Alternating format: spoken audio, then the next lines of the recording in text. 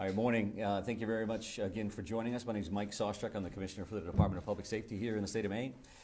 We are going to give some further details from an operational standpoint about what happened overnight and kind of where we're going from here.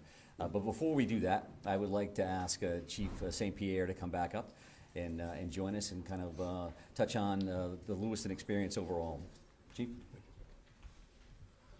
Thank you, Mike, and good morning, members of the media and the public who are watching closely as law enforcement continues to work diligently on this rapidly evolving investigation. The safety of our community remains paramount. I want to assure all that a tremendous amount of law enforcement manpower, time, and effort is being utilized around the clock, literally around the clock, in every effort to apprehend the suspect as well as to safeguard this community. As the Chief of the Lewiston, Maine Police Department, I am extremely thankful for the community's outpouring of support being offered during this tense and trying time. I extend my deepest appreciation for all of our law enforcement partners who have responded from literally around this nation. Again, I will ask the community to be as patient as possible with this process, realizing that there are many moving parts in coordination of efforts involved between multiple agencies. We will attempt to provide as much information possible as this investigation proceeds forward. I would also like to acknowledge and thank the many businesses, restaurant owners, individuals who have provided meals and other essential items to support an investigation of this magnitude. Following this press conference, details will be shared regarding counseling locations, where somebody can make a donation if necessary or asked, and the hosting of several different vigils. On behalf of the hundreds of law enforcement officers who have descended upon our great city over the last 3 days, we want to extend our heartfelt support as well as our sympathies to the victims and families involved in this senseless tragedy. Thank you, and I'll turn it back over to Mike. Thank you, Chief. I appreciate that. So I guess for starters, I want to make sure that we always take a moment to acknowledge the victims, their families, and how this is negatively impacting the state of Maine, the city of Lewiston, and really our entire country. We know when these things occur around our country, we are all so incredibly focused on what happened, and then we try to get to the why. And there are certainly times when we can't quite figure out the why, because every one of these situations is so tragic, so outside of the norm, that it makes it difficult for community members of all types in all locations, East Coast, West Coast, it doesn't matter, to fathom how these kind of things can occur in the greatest country in the world. So we're going to continue to work towards that. And as a piece of this, I wanted to come in and really speak to the partnership that we are committed to have with you. And as we start to really flow into an operational period, we have more of a pattern to see what we're doing day in and day out. I'm going to commit to you to have a morning briefing every day at 10 o'clock right here in this location. As you can imagine, some of those briefings may be longer than others, but I want you to know that you're going to see us in the morning. And we're going to go over what happened overnight, and we're going to kind of talk about what the plan of the day is. And I'll speak to that plan of the day here in just a second. I would also say that we will certainly be considering afternoon briefings as well. If something new came up or something that we believe would be helpful for you to know and the communities to know, then we'll get back to you. Either way, you will receive a communication from our PIO, Shannon Moss, either saying we're going to have a briefing or we're not, so that you kind of have some idea what your day and your afternoon is going to look like as well. So I would also say that these daily briefings, as you can imagine, will be more operational in nature, that our families, our communities, our loved ones are always going to be in the forefront of our mind and certainly in our hearts. But we do want to talk to you about this is what we're going to do, this is what we did, because I know that's incredibly important to you.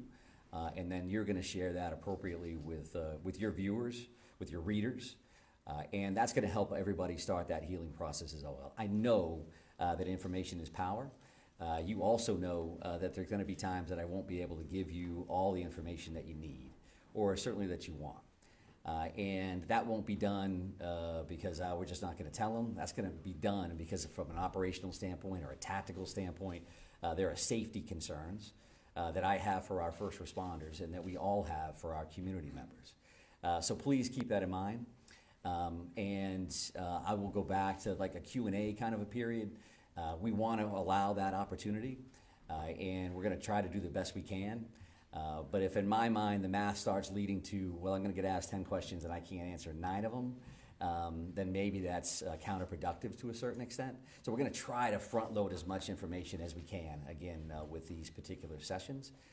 So that is kind of the plan moving forward. And to speak to today's briefing in particular, I would tell you that the overnight hours, and we are on 24/7, and we will be until the suspect in this case, again, is brought to justice. So overnight, our officers, our investigators, and that's investigating, and I say our, I'm talking about local, county, state, federal, all of our partners, been continuing to work 530 plus tips and leads that have come in from the general public, from a number of communities, a number of different relationships. And as you can imagine, those vary greatly. Depending on that individual's knowledge of what happened and what they want us to do about that. So we're continuing to check those things off the list as we go. We're also continuing to do searches at the 2 primary venues here, the one being Schmenge's Bar and Grill, and the second being the Spare Time Bowling Alley. I will tell you that it's going to be easy to think, well, how come, what's taking them so long to work these scenes, right? And because everything we watch gets solved in an hour and it's all taken care of. But in order for us to do our jobs, to be professional about what we do, be respectful of the victims and the families that we're working with in the process within which we work, we have to take our time.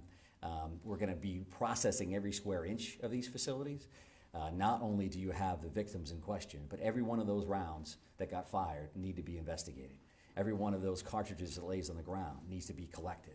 The vehicles that are in those parking lots, everything that we do around this, we need to be careful, we need to be professional, and that's what we're committed to do. So I would expect that we're still days away from completing those particular investigations, those particular crime scenes. So you'll continue to see us at those locations without question. And because of that, there are also affidavits, and affidavits are essentially the first step in a search warrant or an arrest warrant or whatever that looks like. So we're continuing to draft affidavits ultimately for search warrants around any kind of digital media that we're hoping to attain or investigate. That could be phones, that could be computers, that could be video from any location. So our officers, our investigators continue to work on that material. And so that's a lot of that stuff overnight, as well as using that 3 o'clock, that 4 o'clock in the morning, using that time frame to kind of plan out what the next day is going to look like. So we've tried to get some people rotated through for operational periods. We're going to get them some rest. Now let's plan what the next day is going to look like. We have a morning briefing, which kind of kicks off and says, this is what's going to happen. We need a team to go do this. We need a team to go do that. This is who our team leads are. This is the process. And then we let those folks loose to go do the good work. And we're going to try to share some of that information with you. So as we discuss that, we have some maps and some other additional information up here with us right now. I will talk about a couple of these locations here to the best of my ability. Obviously, there's a lot of us here, and this isn't ideal as far as these maps go. But if you look at this boat launch overview as an example, this dot here is that Lisbon boat launch area that we've discussed. That's where the suspect's vehicle was located ultimately, that white Subaru station wagon. And I will also say that we'll have these 3 primary maps, but this QR code here, and whether you can get it from your seats or come up after the fact, will give the digital version of those so you have those readily available. You certainly understand how all of that works. So we talk about that boat launch area, and that particular location is 501 Lisbon Street. Pejebscott Landing is at this location. I believe we have some some of our friends from the media that are out in that area now. And what will happen in this general location today is that we will be putting divers in the water along that Androscoggin River, which you see here. And that's gonna look like a couple of different things. So the very first thing that you're gonna see out there is you're gonna see some air resources that will fly over this particular area. And they're looking to see what can we clear from the air. Do I have to put divers in that particular area, or can I tell from the top, based on the current and how muddy the water is and all those other things, can I see to the very bottom here? So that's gonna start this entire process. Then there's gonna be some screening and some divers that are actually in the water that may start on this side by the boat launch and will continue on this side. I would envision at some point that we'll be moving over to these particular locations here for ground searches as well. So that's gonna look like a bunch of different things. So they could be dragging a diver behind them, literally, while that diver is checking for evidence, checking for potential bodies. And I would also say that while this is gonna look like a major focus today with a lot of people, we have a lot of other irons in the fire. So I'm not here saying that the suspect, we know the suspect is in the water and this is what we're doing. What I'm telling you is you're gonna see a lot of activity here, and I'm gonna tell you that in advance. We've got nothing to hide in that regard at all. So then you're gonna have some sonar as well that's gonna be utilized here. And that can look like a couple of different things. A remote operating vehicle, an ROV, is divers could use that. And that will look like a pod under the water. And that is looking for sonar, so picking up shadows, if you will, of what does that look like? Could be a log, could be anything under there. And our divers, that dive team, and that, when I say, again, our divers, that's gonna be teams from all over the place. Our Maine Warden Service is heavily involved in this. We work with them all the time. The Maine State Police dive team will be in the water and will be leading this initiative. So that's what we'll see here with a couple of different kinds of sonar. And then along the shoreline, you're gonna see a line search, if you will. That means literally officers on line as they're working that shoreline. And of course, they're looking for evidence. They're looking for anything that may help them down the road. Now, I say you'll see this because for us, we want to make sure that we're working with you. So there is a church parking lot across the road here. And there's also some parking available on this side of the road. Mark Laddie, who is the PIO from the Maine Warden Service, and some officers will be in this area to assist. So if you decide that you want to go to that location to pick up video and see what they're up to, then I think there's some parking opportunities here. This 196 can be busy. This area here happens to be pretty low speed. At least that's what the speed limit is. So we're gonna be around there to try to keep that as safe as possible. But we want you to be mindful that we may ask you not to stand on a railroad trestle, or, we want you to get your coverage. We wanna be partners with you. However, you're not gonna be able to have full access to that site. I think that's common sense. And we wanna make sure that you can do your jobs and we can help you facilitate that. So you're gonna see a bunch of people in that area, that 531 Lisbon Road. A couple of these other locations, if we start here, this is the bowling alley scene. This red dot is actually where that is. You all understand that. We will have some additional officers there checking this wood line and continuing to do those sweeps, those searches. There was a lot of shots fired in these locations. We wanna make sure we have all the evidence humanly possible. And then this is far from ideal, considering it's directly behind the podium. But this is, can we do that? We're jammed in here with the wall. Yeah, we may lean towards that QR code. If you can't see that, I apologize. We'll have to take a look at this particular option in the future if this works for us. But the bar and grill here, there is a red dot, and you can see some wood line around that. Each one of these locations is gonna have lots of police officers there, as you imagine. A piece of all of these things will have a QRF, or a quick reaction force. So we're gonna maintain security here, because clearly, as you realize, the suspect in this case is not in custody.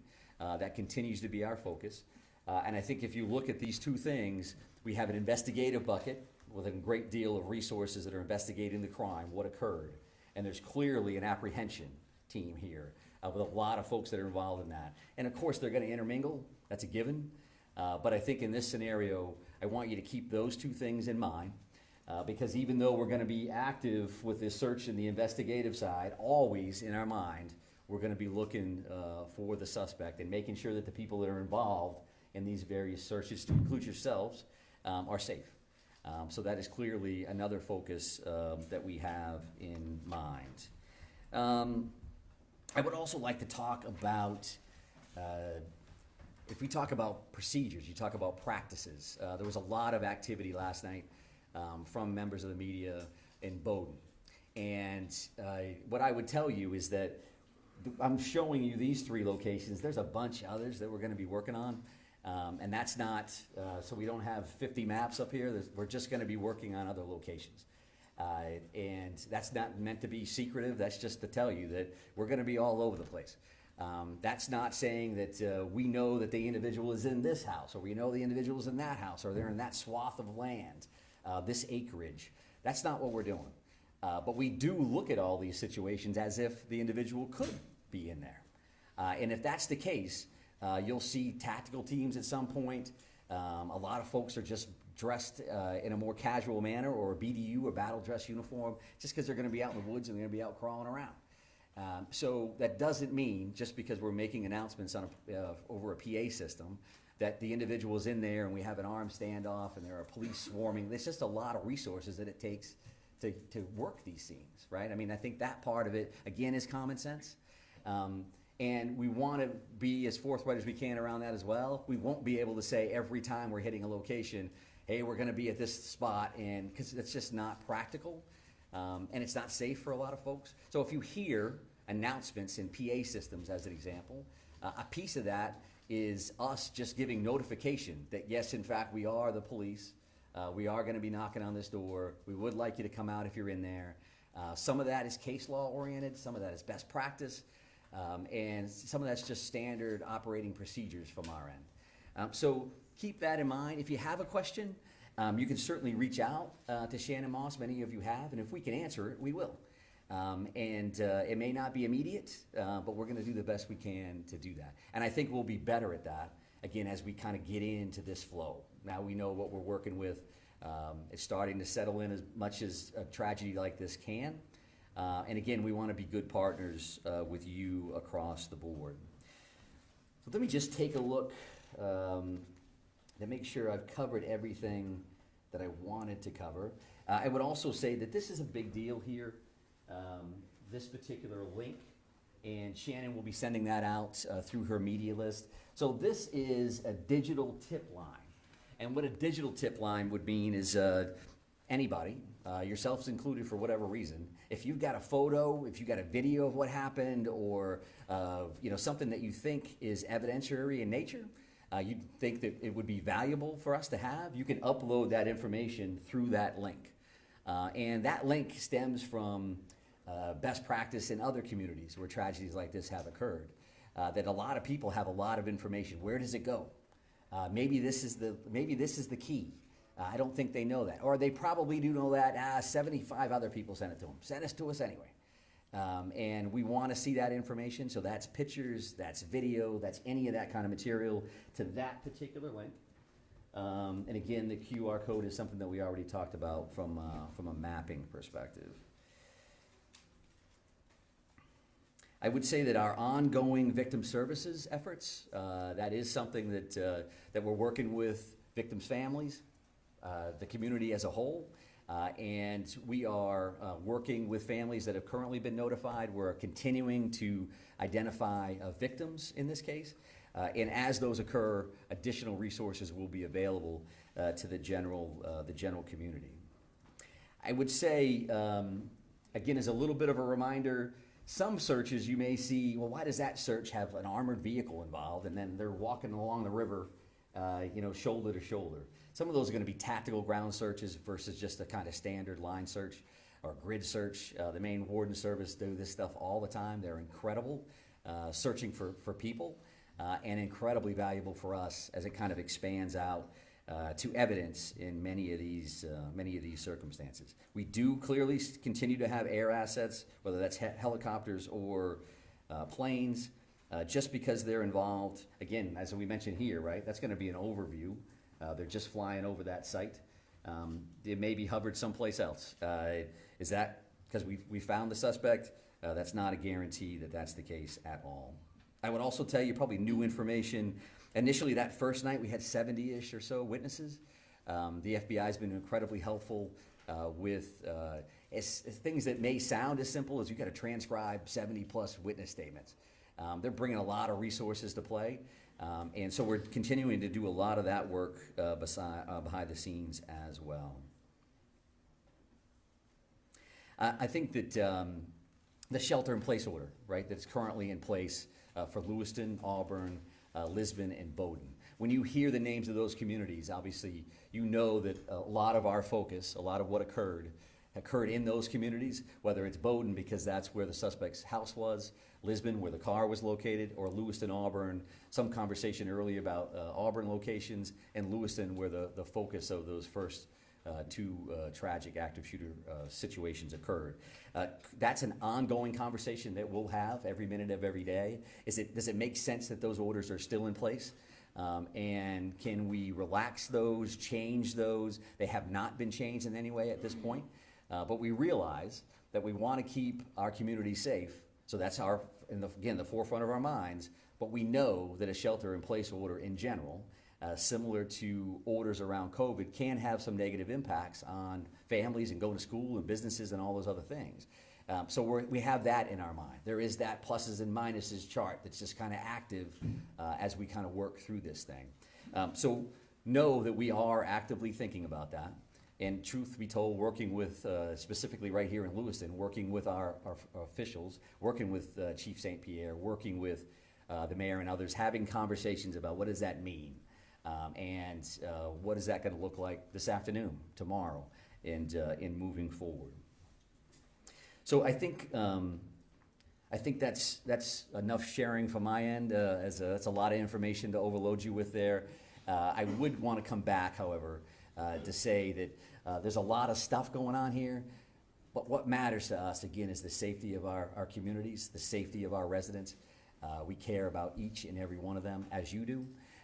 And we're going to continue to fight on their behalf to bring this individual to justice, because we know that that has an impact on starting that healing process. It's not a slam dunk. It's not when we got them, now everybody's better. This is going to take a while, right? It's going to take a while for communities to work through. It's going to take forever for families to work through. You lose somebody that you loved. That's a big, big deal. So I don't want to get lost in the minutia of this is what we're doing and this is a map and it's a QR code. It always comes back to this other stuff for us. So again, we're going to try the Q&A deal and see where we go. Go ahead, right here. There were reports that you all found a note at his home. Do you know the contents of the note, and can you share that? Yeah, so we've heard the same thing, and there was a note at one of these residences. I'm not prepared to really talk about what that included. And I think that's probably, again, a common sense answer because that does involve, is there a mindset here? Is there a motive? What did that entail? So we'll definitely continue to work on that, and when we can release it, we certainly will. Sir. Right here, sir. Commissioner, so in reference specifically to what's behind you and what's going on at the river, is there any information that you have that's leading you in the direction that he may have killed himself and his body is in there, or is it just one of the possibilities? Well, I think one of the possibilities is key, right? Because clearly we don't have him located at this point. We don't have him in custody. So all of those options are on the table. We certainly don't want to wait too long because the river is a big piece of this. The car was located there.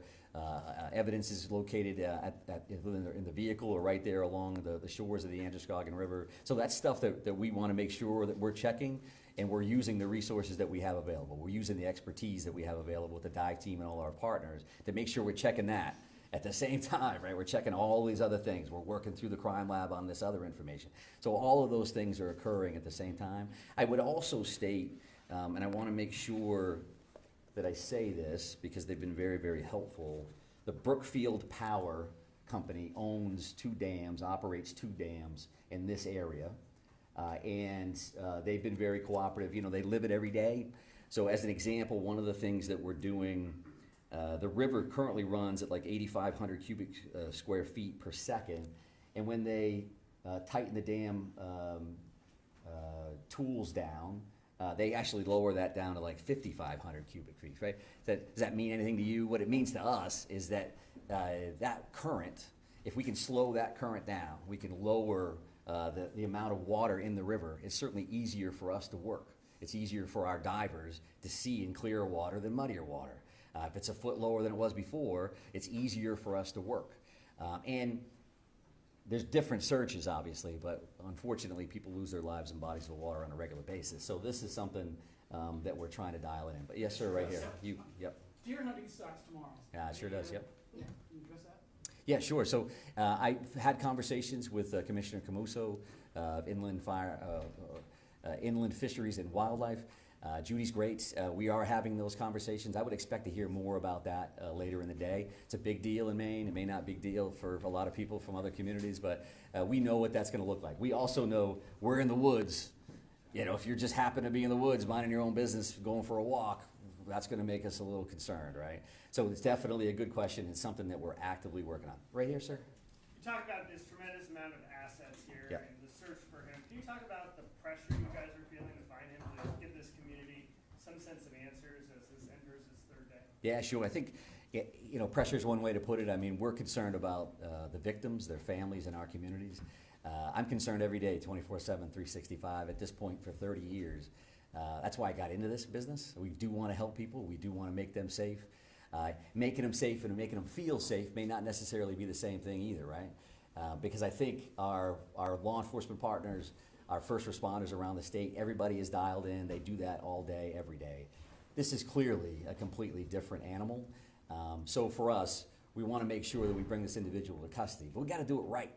We got to do it the safe way. Don't want to see anybody else get hurt, certainly our people and our community members. So we want to make sure that we do that right. We're not going to be rushed, but we're running right on that level, that we're going to work as hard as we can, as fast as we can, with as many resources as we can to try to bring some kind of closure here. See that? Right here, ma'am? Right here, ma'am? Do you understand that the family is being cooperative? What are they telling you? Oh, I think whether you see the 530 tips and leads overall, I think we're seeing a lot of cooperation across the board. I'm not going to speak to anybody in particular, but I think there's a lot of cooperation. There's a lot of compassion here. There's empathy that people understand what happened here, not only to the victims, but again to the state and to our country. So people are coming forward. They are participating in the process, and that's just the nature of the beast. But I'm not sure I answered it. So go ahead and follow Yeah, up. I'm so sorry. That's okay. Specifically the family of the suspect. We understand Yeah. that they are cooperating. What are they telling you, and how are they helping you in the investigation? Yeah, so I won't speak again specifically to what anybody said one way or the other, but we do appreciate everybody's cooperation because we know that this is difficult for everybody. No matter how you could be the neighbor of somebody. This is tough for people to digest and to understand and to try to work through. So that's a good one. Right here, sir. Right here. Thank you very much, sir. Yep. Specifically warnings, forget about information. Families told multiple news outlets there were warnings provided to law enforcement. Which agencies received those warnings, and did you think at any point that it might warrant a yellow flag pursuit? Well, I'm heavily involved in the yellow flag conversation overall, but the reality for today is I'm not going to talk specifically about who knew what and when. We're still actively involved in a very dynamic situation here, and we're focused on an individual that currently has 8 warrants out for murder. We're trying to figure that part out, trying to bring him into justice, as well as investigate this crime. There will be a time Can you when confirm the warning, though? Can you confirm warnings were issued? I cannot confirm that one. So, Yesterday, sir, right here, you. Yesterday, the Senator Collins said that the yellow flag law should have been enforced in this situation. So as you stand here today, what is your response to that? And also, as you stand here today, was law enforcement notified of the threats that he was making, of his condition? Were they aware of it, and what steps were taken to investigate that? Yeah, I appreciate the question, and Senator Collins is great. We have a great federal delegation that works incredibly hard on behalf of the state of Maine. I don't know exactly what the good senator said. I respect her a great deal. So I won't answer to any comments that she made. If that's her perspective, based on what she knows through the general public or otherwise, then that's fine. She certainly has the right to do that. But based on what I've seen, we're going to continue to work through that. We asked good questions. It may even have been you, sir, around the firearm itself. And there's going to be an opportunity. The ATF is here. The ATF is working with us. They have been there since the first second. There's going to be an opportunity to answer all those questions and figure out, so was that a violation or not? It's also an opportunity from an educational standpoint to talk about what that really means, what that really looks like, and what the options in fact are. Right, I mean, the thing is that folks want to know. I'm gonna go over here though, sir, so I appreciate the follow-up and the initial question. You, Talk about timeline yesterday, 911 calls. Do you have the time, precise times that police arrived on the scene? arrived, no. So it was 6:56 for the initial call, and then 7:08 for the second call, multiple calls for each location. And so that's what I had. I don't know exactly when they arrived, other than to say these calls in any scenario are a priority, to say the least. So everybody's going, and they're going as fast as humanly possible. So that's the. I'm not done answering the first question. So was that enough, sir? Does that make sense on that? I will take a look at the arrival time so that we have that information, and we may be able to provide that at a different. And I would say this, okay? The way this is going to work, just so we're all clear, the way this is going to work is if we have a Q&A and you ask me questions and I attempt to answer them, as soon as we start yelling over each other, I'm done, just so we're clear. And we don't want to do that. We're trying to be as cooperative as we can across the board, but we'll be back another time, and we're just trying to figure that out. Yes, sir, right here. Thank you. We're coming up on 48 hours. Are you concerned the trail is growing cold? I think that every minute that this goes on, we're more and more concerned, because what's the next thing that's going to happen? And we understand that, and that's why we're working 24/7 to bring this individual to justice and to try to bring some closure and overall safety to our communities. So yes, we feel that just as much as the community member does or any of us. This is a privilege. This is an honor we have to do something about these tragedies when they occur. In many instances, I've been in those scenarios. This happens out of state. You're sitting on your couch wishing you could do something to help. Well, we're in a position to do something to help, and we will. There's no question in my mind that we will bring this individual into custody one way or the other. I'm going to take one more question from you, sir, and then we're going to be done. Confirm that you've identified 16 out of the 18 bodies, and if so, can you confirm the demographics, please? Yeah, and I think that that may be a question, the specifics may be a question for a future briefing. We have identified and notified the families of 8 of the 18 fatalities that were involved in this incident. We mentioned those 8 murder warrants, and the reason why we have 18 victims, we only have 8 of those warrants. That's because 8 of those people have been identified, and 8 of those people, the families have been notified, which is certainly key for us to make sure we get that right. But further demographics around that, the colonel gave gender yesterday, and we'll take a look at ages and some other information. I'd like to be able to. So I'd like to be able to honor the group of victims by talking about them in a specific session that I would view coming shortly. 8 of the 18 have been identified and notified, not 16, and I don't know where that came from. So thank you very much. I do appreciate it. We will see you again along the way. Thank you.